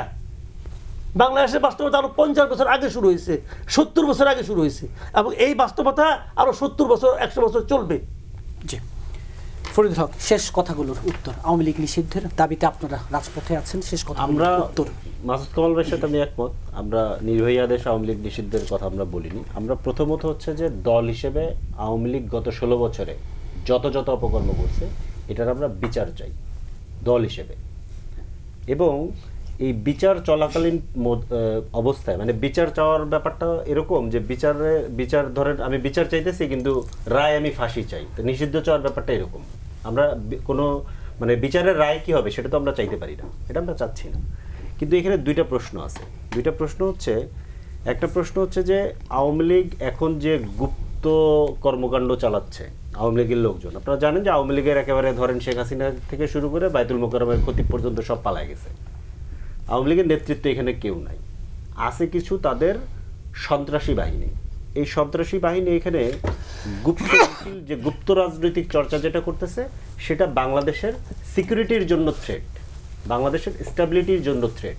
এবং আপনারা এটাও আমরা খুব ভালোভাবে জানি যে আওয়ামী লীগ প্রকাশ্যে, একেবারে প্রকাশ্যে সকলভাবে সে প্রমাণ করে গেছে, সে নিজেই প্রমাণ করে গেছে সে আসলে দিল্লির এজেন্ট একটা দল।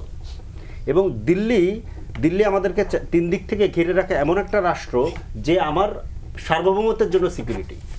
যেই রাষ্ট্র কিংবা যেই সরকার আমার সার্বভৌমত্বের জন্য সিকিউরিটি, তাদের যারা প্রকাশ্য এজেন্ট তাদেরকে আমরা এইরকম একটা পরিস্থিতিতে মানে গুপ্ত মিছিল করার মতো জায়গাতে তারা করতে পারবে কিনা সেটা আমাদেরকে ঐক্যমতের মধ্যে আসতে হবে। আমরা এটা বলছি, সরকারের কাছে আমরা আবেদন জানাচ্ছি এবং বাংলাদেশের অন্য যারা রাজনৈতিক পক্ষ আছে এবং যারা ধরেন সমালোচক আছে, বিশ্লেষক আছে, তাদেরকেও আমরা আবেদন জানাচ্ছি যে আওয়ামী লীগকে এটা আপনি করতে দিবেন কিনা। আমরা মনে করি যে তার রাজনৈতিক কর্মকাণ্ড বিচার হওয়ার আগ পর্যন্ত স্থগিত রাখা দরকার। এবং আরেকটা ব্যাপার হচ্ছে যে ধরেন বিচারে কতদিন লাগবে, এটা 2 বছর লাগবে না 5 বছর লাগবে, এটা তো আমরা জানি না। বিচারালয়কে তো আপনি ধরেন জোর করে রায় নিয়ে আসতে পারেন না। আমরা বলছি যে এই চলাকালীন সময়ে তার নিবন্ধন, সে নির্বাচন করতে পারবে না, তার নিবন্ধন বাতিল করতে হবে। নিবন্ধন বাতিলের প্রশ্নে অন্য সকল কথা বাদ, একটা পরিষ্কার যুক্তি আছে। গত 3টা নির্বাচন 14, 18 এবং 24, 3টা নির্বাচনে আওয়ামী লীগ বাংলাদেশের মানুষের ভোটাধিকার কেড়ে নিছে। ভোটাধিকার কেড়ে নেওয়ার পরে এমনিতেই অন্য সকল হিসাব বাদ, এমনিতেই তার আগামী 3 নির্বাচনে নির্বাচন করারই রাইট থাকার কথা না। এই জায়গা থেকে আমরা বলছি তার নিবন্ধন আপাতত বাতিল করতে হবে বিচার চলাকালীন সময়। আর মাসুদ কামাল ভাইয়ের আরেকটা জিনিসকে মানে আরেকটা পয়েন্টকে আমি একটু রেসপন্স করি, সেটা হচ্ছে যে 2001 সালের আওয়ামী লীগ আর 2025 সালের আওয়ামী লীগ একই জনসমর্থন নিয়ে আছে, এটা ভাবার কোনো কারণ নেই। কারণ বাংলাদেশের মানুষ পরিষ্কারভাবে জুলাই গণঅভ্যুত্থানের মধ্য দিয়ে পরিষ্কারভাবে বাংলাদেশের মানুষ ইন্ডিয়াকে লাল কার্ড দেখিয়ে দিয়েছে, আওয়ামী লীগকেও লাল কার্ড দেখাইছে।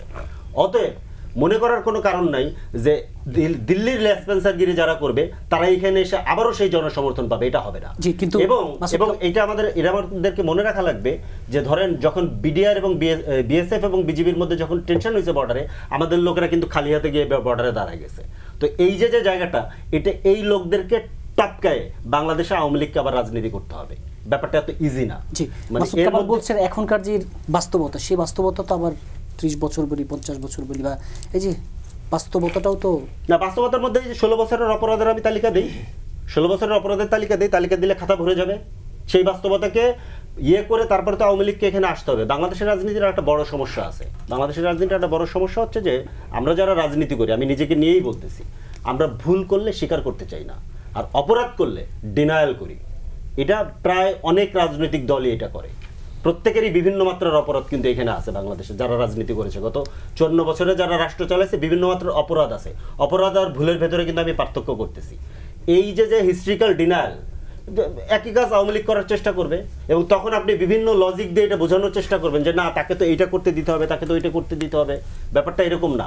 তাকে এই যে যত অপকর্ম সেখানে করেছে সকল কিছুর দায় স্বীকার করে দায় মেনে পরে বাংলাদেশের রাজনীতি করতে হবে, বাংলাদেশের মানুষ তখন দিয়ে দিবে। মানে ব্যাপারটা এরকম না যে তুমি আসলা রোজ চলে গেল, তুমি জুলাই গণহত্যা চালাইছো, তুমি বিডিআর হত্যাকাণ্ড করেছো, তুমি লক্ষ লক্ষ কোটি টাকা পাচার করেছো এখানকার মানুষের, তুমি গুম খুন ক্রসফায়ার এমন কোন অপরাধ নেই সে করে নাই, তাকে আবার আমাকে এখানে রাজনীতি করতে দিতে হবে। This is call democracy. এটাকে ডেমোক্রেসি বলে।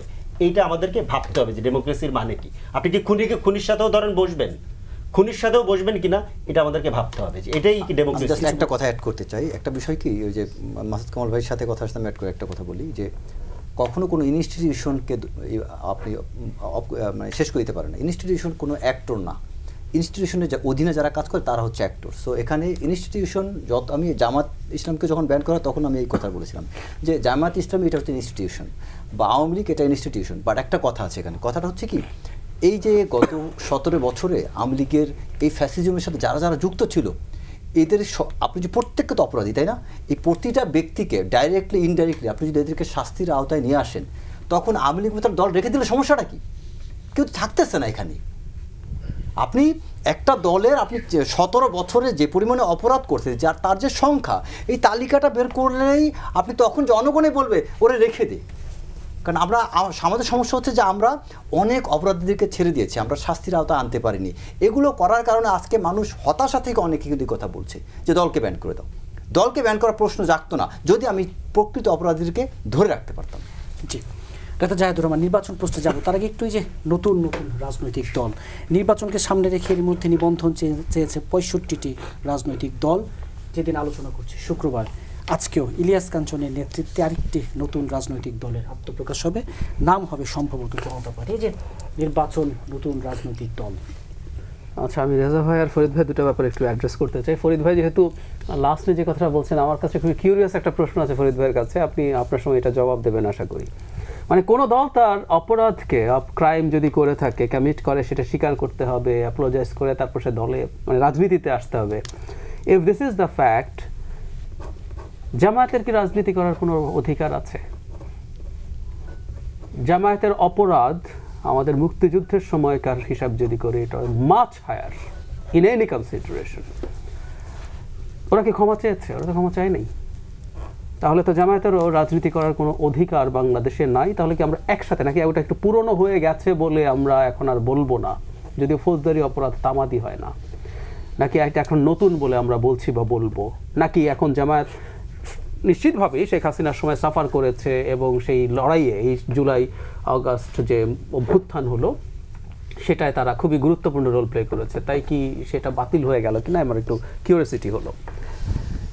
রেজা ভাই, সমাজের ওই যে ব্যাপারটা অ্যাকসেপ্টেন্স, আমার মানে মনে পড়লো, এটা নিয়ে আমাদের ফিলোসফিক্যাল দ্বিমত আছে, আমি সেটা একটু জানিয়ে রাখতে চাই। যেমন ধরুন, সোকল্ড ক্রসফায়ার যখন শুরু হয়েছিল তখন এটা দারুণ জনপ্রিয় ছিল।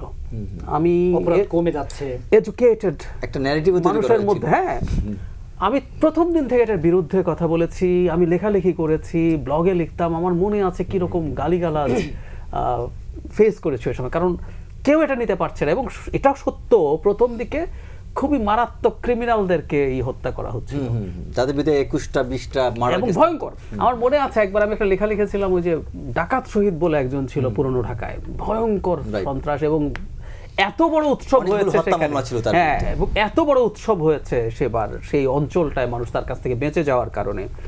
কিন্তু মানে আমি এই জায়গাতে মনে করি যে একটা রাষ্ট্র কখনোই কোনোভাবে এক্সট্রাজুডিশিয়াল কিলিং, এটা আইন, নৈতিকতা, এটা আমাদের কনস্টিটিউশন কোনো কিছু সমর্থন করে না। কারণ সবচেয়ে, এবং আমি আরো একটা দুর্দান্ত এক্সাম্পল দিই, বরগুনাতে মিন্নি রিফাত, এই কেসে নয়ন বলে একজন রিফাতকে কুপিয়ে হত্যা করেছে, ওটা তো ভিডিও ছিল, ইজন্ট ইট? হ্যাঁ, ভিডিও এখনো পাওয়া যায়। সো নয়ন যে তাকে হত্যা করেছে, ইটস প্রুভড বাই ভিডিও। নয়নকে কিন্তু ক্রস ফায়ারে নিয়ে হত্যা করা হয়েছে, এক্সট্রাজুডিশিয়াল কিলিং। স্টিল এটাকে আমরা সমর্থন করি, কারণ এটা কিন্তু আমাদের কোনো রকম কোনো কনফিউশন নাই যে নয়ন হত্যাকারী, তার হয়তো বিচারে মৃত্যুদণ্ডও হতো, কিন্তু তারপরও তাকে এক্সট্রাজুডিশিয়াল কিলিং, সে রাষ্ট্রের কাছে একটা প্রসেসের মধ্য দিয়ে হলেও তার মৃত্যুদণ্ড হবে। এটাই হলো একটা স্টেটের জায়গা। আমি মনে করি এটা প্রিজার্ভ থাকা দরকার। এবার আপনার ইস্যুতে আসে নতুন নতুন রাজনৈতিক দল। মানে কারো কারো কাছে মনে হতে পারে যে যত বেশি রাজনৈতিক দল থাকে তত বেশি ভালো, খারাপ না, কিন্তু আবার দেখবেন খুব উন্নত বিকশিত গণতন্ত্রের দেশগুলোতে অনেক রাজনৈতিক দল থাকে না। আমাদের এখানে কোনো আঞ্চলিক দল নাই। ভারতে যেমন প্রচুর দল আছে বিশেষ কারণে, কারণ ওদের অনেকগুলো প্রভিন্স আছে, প্রভিন্সগুলোতে অনেক আঞ্চলিক দল আছে, তো সেই কারণে ভারতে হতে পারে। কিন্তু আপনি দেখবেন জাতীয় পর্যায়ে অনেক অনেক দল ভারতেও নাই। আমি যেটা ধারণা করি সেটা হচ্ছে এগুলো প্রত্যেকটা আমাদের রাজনৈতিক পরিস্থিতির কতগুলো স্পেকুলেশন তৈরি হচ্ছে, এই স্পেকুলেটিভ চিন্তা থেকে এগুলো হয়। এবং আমরা দেখব যখনই এই ধরনের একটা সরকার থাকে, 1-11 কথাও যদি বলি, ওই সময় দেখবেন অনেকগুলো রাজনৈতিক দল তৈরি হয়েছিল। আমি এগুলো এই ধরনের চেষ্টা হিসেবে দেখি যে আসলে নানান রকম গুজব আছে, আলাপ আছে, ইলেকশন হবে কি হবে না, কবে হবে, অন্য কিছু হবে কি না। সো প্রত্যেকে অন্তত আমরা কথ্য ভাষায় বলি না এরকম, এই শব্দটা কথ্য ভাষায় দোকান বলে, একটা দোকান খুলে রাখলাম, সেরকমভাবে একটা কিছু করব না। আমি খুব অবাক হয়েছি, একটা দলের চেয়ারম্যান বলছেন, তিনি দল তো খুবই পরিচিত মানুষ, উনি বলছেন যে উনি দেখেছেন যখন 5 আগস্টের পর সবাই পালিয়ে গেল, মানে তখন জেল থেকে অনেক মানুষ চলে যাচ্ছে, উনি কোনো একটা রাজনৈতিক দলের মানুষ নন বলে তার বের হতে সমস্যা হচ্ছে, তাই আমি একটা দল খুলে ফেললাম। মানে আপনি চিন্তা করুন, দিস ইজ এ রিজন, এবং উনি অন রেকর্ড এই কথাগুলো বলছেন। মানে সুতরাং রাজনীতি একটা সিরিয়াস ব্যাপার, আমাদের একটু মাথায় রাখা দরকার। 100-র বেশি দল নিবন্ধন চাইছে, অদ্ভুত সব নামের নিবন্ধন চাইছে, এগুলো একটু সিরিয়াসলি নেই। আবার একই সাথে গণতান্ত্রিক অধিকার তো সবার আছেই, তো তারা করুক, এবং দিনের শেষে আসলে হাতে গোনা কয়েকটা দলই থাকুক, এবং আমরা আশা করি ইলেকট্রাল প্রসেস আমরা কয়েক বছরের পর হাতে গোনা কিছু দলই আসলে আমাদের দেশে কাজ করবে। জি, হাতে বেশি সময় নিয়ে কয়েকটি বিষয় নিয়ে আলোচনা করতে চাই।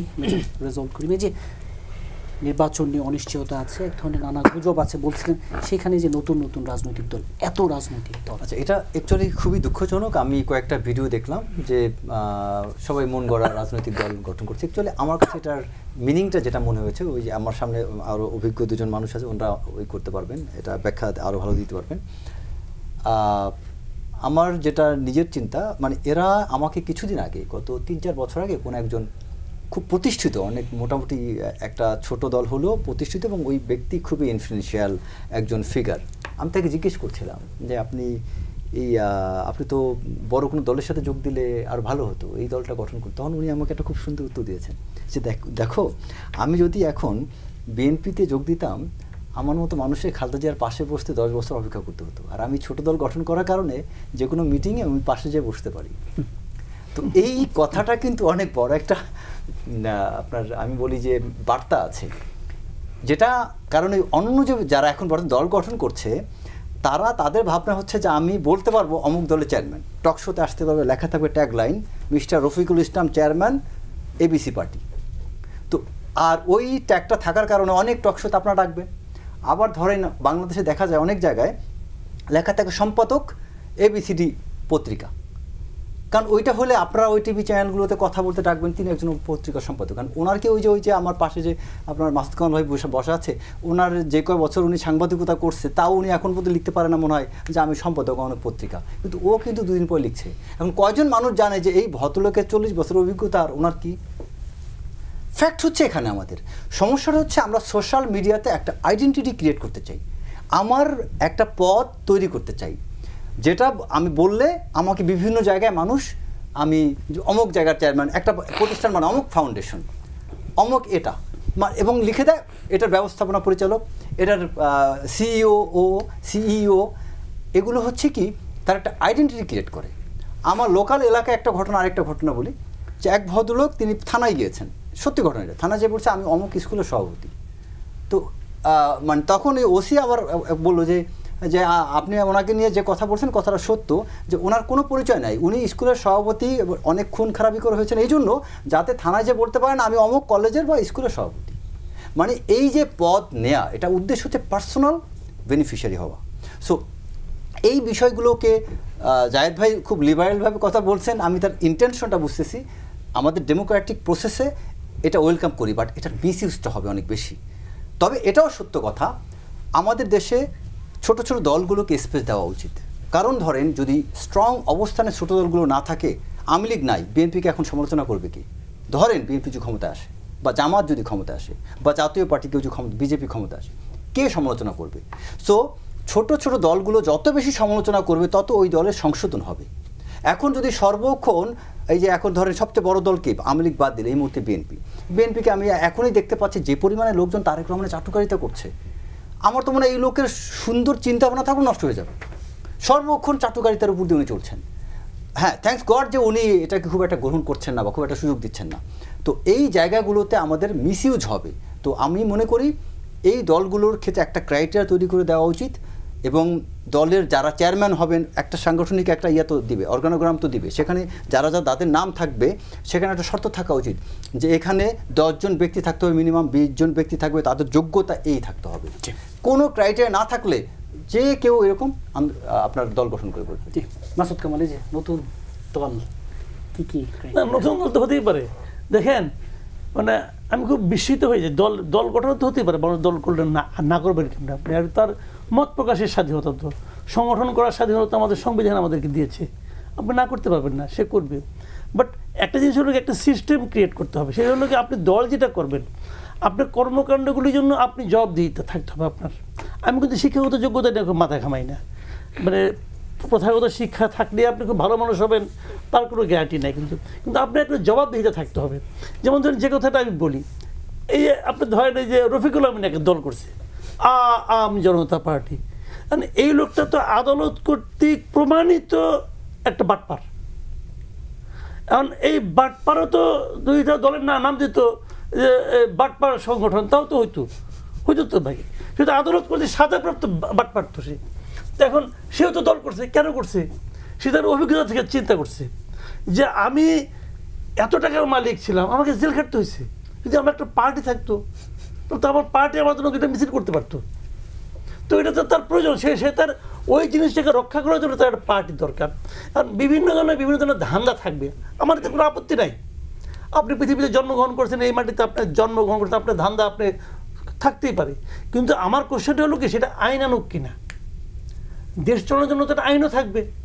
এখন পলিটিক্যাল পার্টিগুলো সব টাইট হয়ে যেত যদি পলিটিক্যাল পার্টিগুলো যে আইনটাই বানানো হয়েছে, আইনটা ভালো মন্দ নিয়ে আলোচনা পরে অনেক করা যাবে, যে আইনটাই হয়েছে যদি এই আইনটাও সকল পার্টির জন্য সমানভাবে নৈর্ব্যক্তিকভাবে প্রয়োগ করা হতো, সব পার্টি টাইট হয়ে যেত।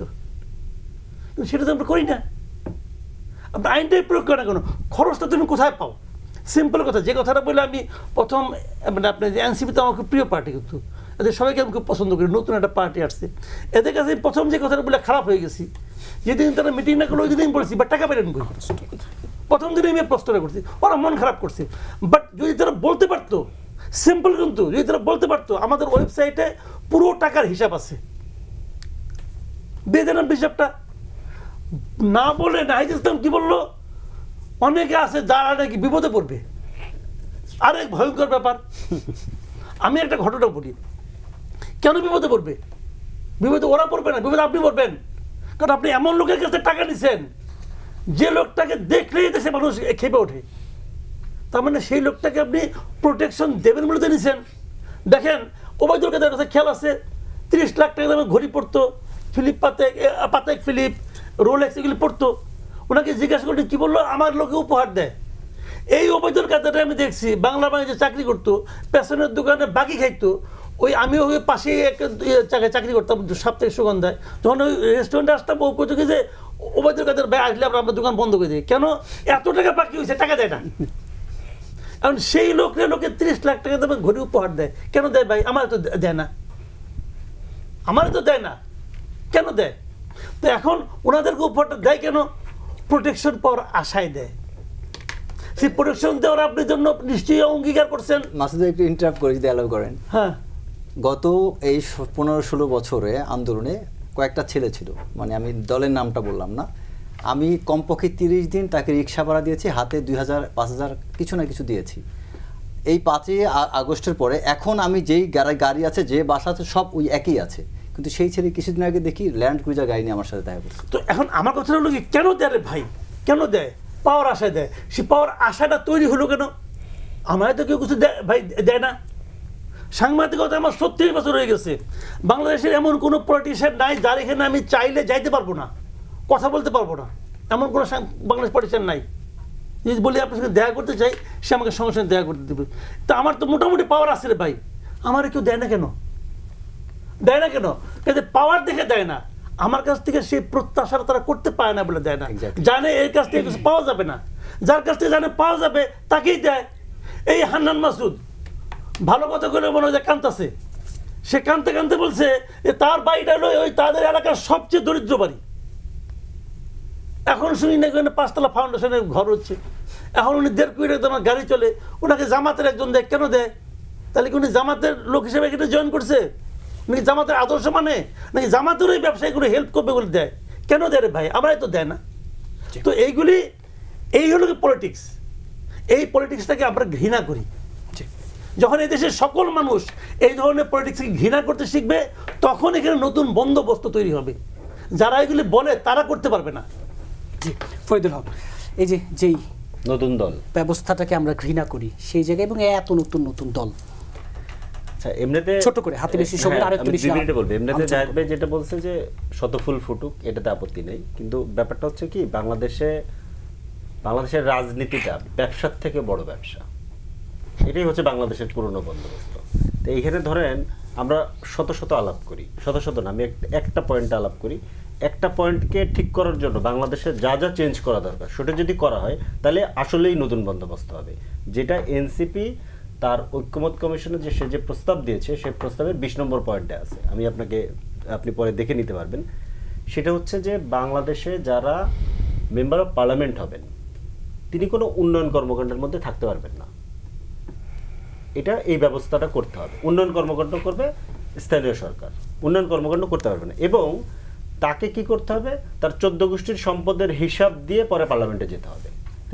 এবার টেকনিক্যালি আমি বলি যে ধরেন আমাকে জাহেদ ভাইকে, মাসুদ ভাইকে আর রেজাউল ভাইকে যদি পার্লামেন্টে পাঠানো হয় এবং আমরা যদি কোনো সম্পদ তৈরি করার ব্যবস্থা না থাকে, আমাদেরকে যদি হাত পা আগেই বেঁধে দেওয়া হয়, তাহলে আমি এমন আইন বানাবো বাংলাদেশে কেউ আর ধরেন মনে করেন যে পলিটিক্স করে চুরি করতে পারবে না।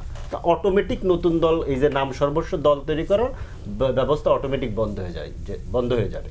তার মানে হচ্ছে যে মানুষ এইটার জন্য করে, এটা সবটা আমরা জানি, কেন করে এটা আমরা জানি, কিন্তু বন্ধ করব কিভাবে সেটা হচ্ছে প্রশ্ন। বন্ধের জায়গাটা হচ্ছে যে রাজনীতি করে ধান্দা করা যাবে না, রাজনীতি করে পয়সা ইনকাম করা যাবে না, রাজনীতি ব্যবসার থেকে বড় হইতে পারবে না। ব্যবসা একটা আলাদা জিনিস। এখন দেখেন ব্যবসায়ীকে মানুষ গালি দেয় কেন? কারণ হচ্ছে যে ব্যবসায়ী বলতে আমরা যাদেরকে চিনি এগুলো তো লুটেরা, লুটপাট করে, পাচার করে। এবং বাংলাদেশে কি, বাংলাদেশে হচ্ছে গিয়া ধরেন ব্যবসার থেকে লুটপাট করা হচ্ছে ইজি। ব্যবসার কারণ আপনার পেছনে যদি রাষ্ট্র ক্ষমতা থাকে তাহলে আপনি লুটপাট করতে পারবেন।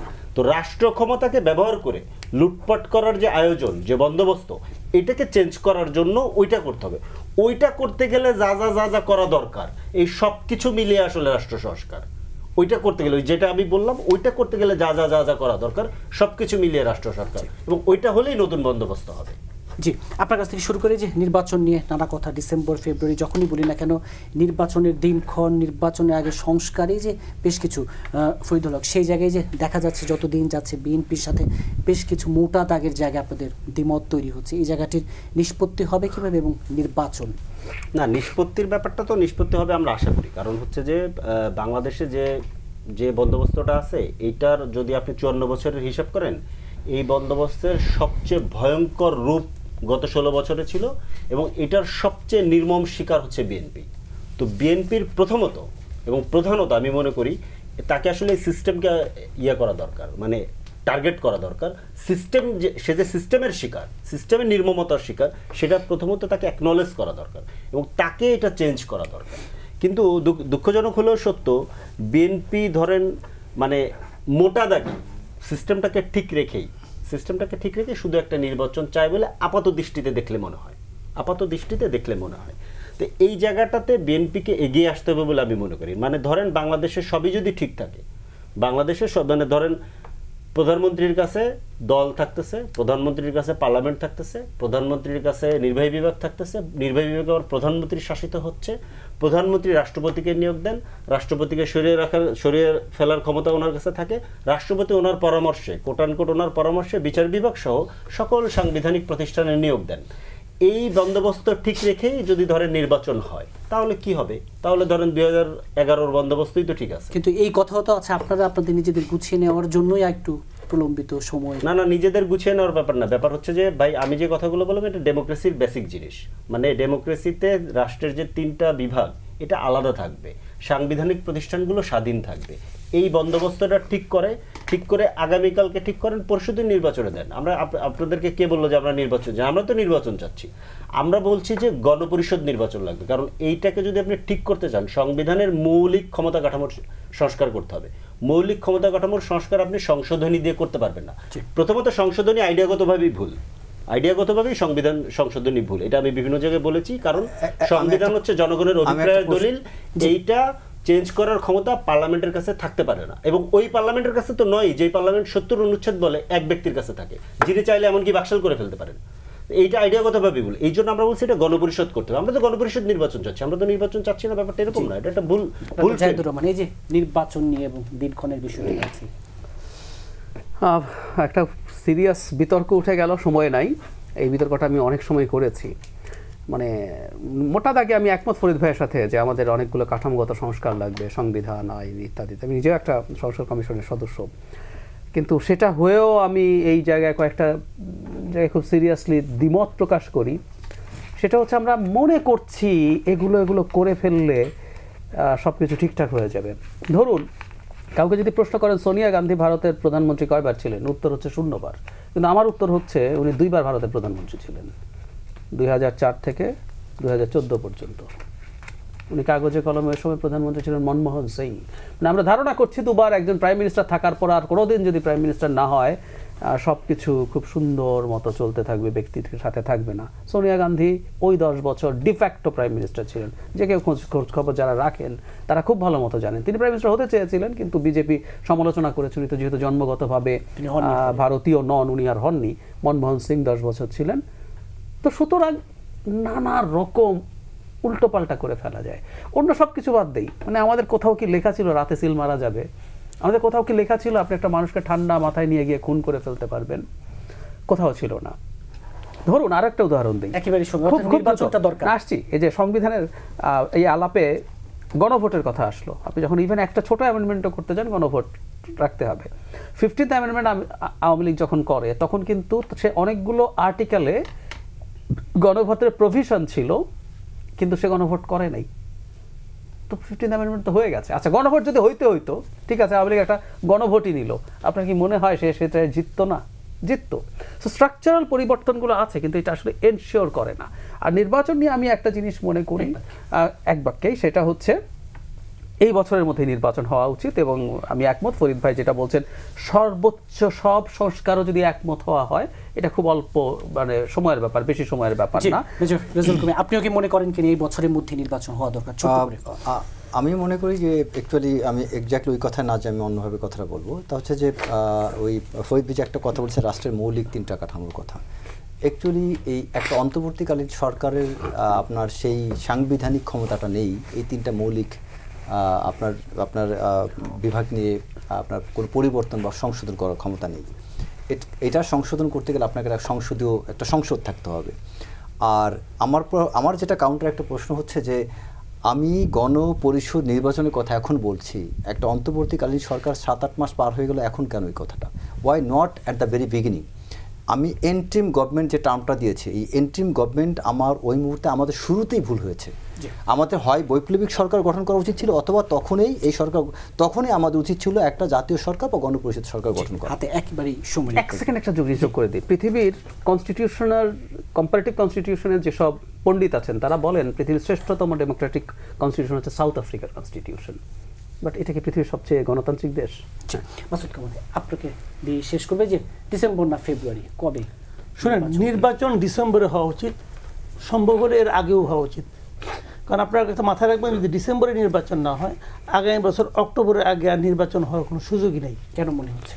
আমি সিম্পল জিনিসটা বলি আপনাকে, আগামী বছরে ফেব্রুয়ারি 2nd উইকে রোজা হবে। যদি জানুয়ারিতে ইলেকশন হয়, যে গভর্নমেন্ট আসবে তারা আইসাই দিয়ে রমজান পাবে, এবং রমজানের দ্রব্যমূল্য তারা ব্যতিব্যস্ত হয়ে যাবে, তারা এই রিস্ক নিতে চাইবে না। ফেব্রুয়ারি শেষ হয়ে গেলে মার্চে যে এনে ঈদের পরে শুরু হবে এসএসসি পরীক্ষা, এপ্রিলের 1st উইকে। সেই পরীক্ষা চলবে মে পর্যন্ত। জুন মাসে বলবে বর্ষাকাল আপনি কেমনি পরিচালনা করবেন?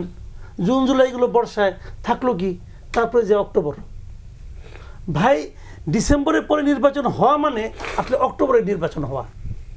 এবং আমি মনে করি নির্বাচনটা বিলম্বিত আপনি করছেন কেন? সংস্কার অজুহাত দিয়ে। তো এটা হলো আরেক নাটক। আগে যেমন শুনতাম যে উন্নয়ন নাকি গণতন্ত্র, এখন বলা হচ্ছে যে নির্বাচন নাকি সংস্কার। এই সমস্ত নাটকের কোনো অর্থ হয় না। এই কারণে অর্থ হয় না, আপনি যে সংস্কারই করেন না কোনো, এটা বাস্তবায়ন কে করবে, পালন কে করবে? দেখেন, আমি একটা কথা বলে শেষ করি, গ্রন্থটা ইম্পর্টেন্ট না, পালনকারীটা ইম্পর্টেন্ট। পৃথিবীর তাবৎ মুসলমানের জন্য এটা কোরআন আছে না, মহাগ্রন্থ আছে তো রে ভাই। সব মুসলমান কি একভাবে চলে? কোরআন তো একটাই। সব মুসলমানকে একভাবে চলে? আমি আর আপনি একভাবে চলি? ওই কোরআনকে আমি আপনি একভাবে মানি না তো। আমাদের যে সবচেয়ে খারাপ সংবিধান যেটা ছিল, মনে করেন আমরা হাসিনারটা বলি, ওটার মধ্যে লেখা ছিল যে প্রধানমন্ত্রী বোন রাষ্ট্রীয় প্রোটোকল পাবে। সেখানে তো প্যারালাল গভর্নমেন্ট ছিল, অর্থাৎ নির্বাচন ডিসেম্বরের মধ্যে। সমস্যাটা হলো যে নির্বাচন ডিসেম্বরের মধ্যে না করলে এই যে সেটা ভয়ঙ্কর বিপদের মধ্যে পড়বে। আপনাদের 4 জনকে আজকে স্টুডিওতে সময় দেওয়ার জন্য ধন্যবাদ। দর্শক, বিএসআরএম গণতন্ত্র এখন আজ এই পর্যন্তই। আগামী পর্ব দেখার আমন্ত্রণ রইল। সে পর্যন্ত ভালো থাকুন, সুস্থ থাকুন।